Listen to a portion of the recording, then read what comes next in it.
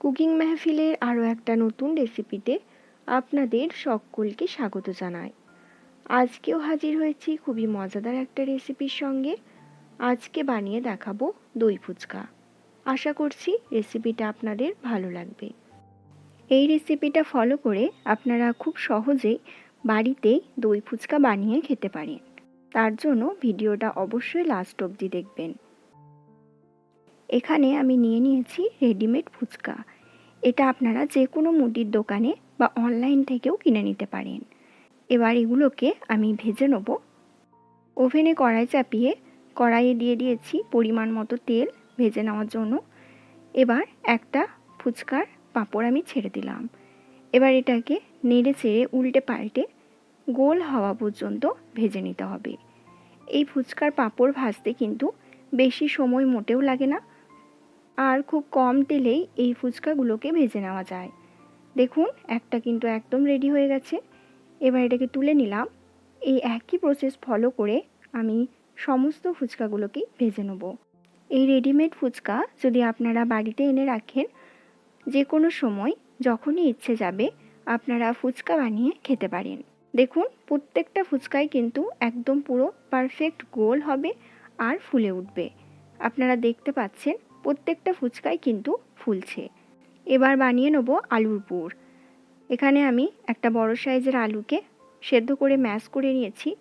ঠান্ডা করে আমি এর মধ্যে দিয়ে দিলাম সেদ্ধ করা ছোলা এবং মটর, দিয়ে দিলাম একটা মিডিয়াম সাইজের পেঁয়াজ কুচি, 3টে কাঁচা লঙ্কা কুচি, ঝালটা আপনারা আপনাদের পছন্দ মতো দেবেন, দিয়ে দিলাম স্বাদ মতো নুন, দিলাম 1 চামচ ভাজা মশলা, দিলাম সামান্য একটু বিট লবণ।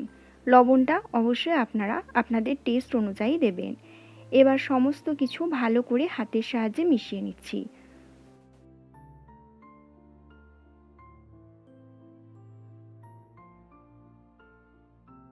সমস্ত কিছু আমার খুব ভালো করে মেশানো হয়ে গেছে। এবার একটা ফুচকা নিয়ে মিডিলটা ফাঁকা করে নিচ্ছি আঙুলের সাহায্যে চাপ দিয়ে। দেখুন কতটা গোল এবং পারফেক্ট হয়েছে ফুচকাটা। এবার ভিতরে দিয়ে দিলাম আলুর পুর।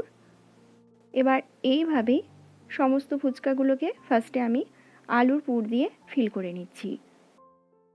আপনারা যদি পারফেক্ট ফুচকা বাড়িতেই বানাতে চান, সেই রেসিপিও আমার চ্যানেলে দেওয়া আছে।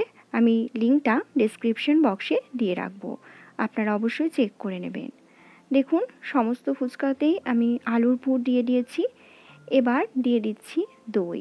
এখানে আমি টক দইটাতে সামান্য একটু চিনি আর একটু লবণ দিয়ে ফেটিয়ে নিয়েছিলাম।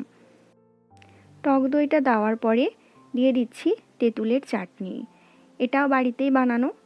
তেঁতুল আর গুড়ের যে একটা চাটনি হয় টক মিষ্টি, সেই চাটনিটা এখানে আমি ইউজ করলাম। দিয়ে দিলাম সামান্য একটু ঝুরি ভাজা।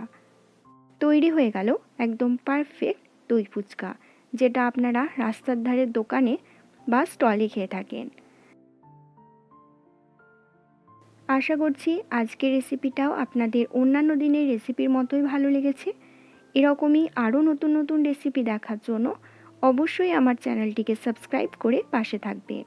দেখা হচ্ছে এরকম আরও নতুন রেসিপির সঙ্গে। ভালো থাকবেন, সুস্থ থাকবেন। নমস্কার।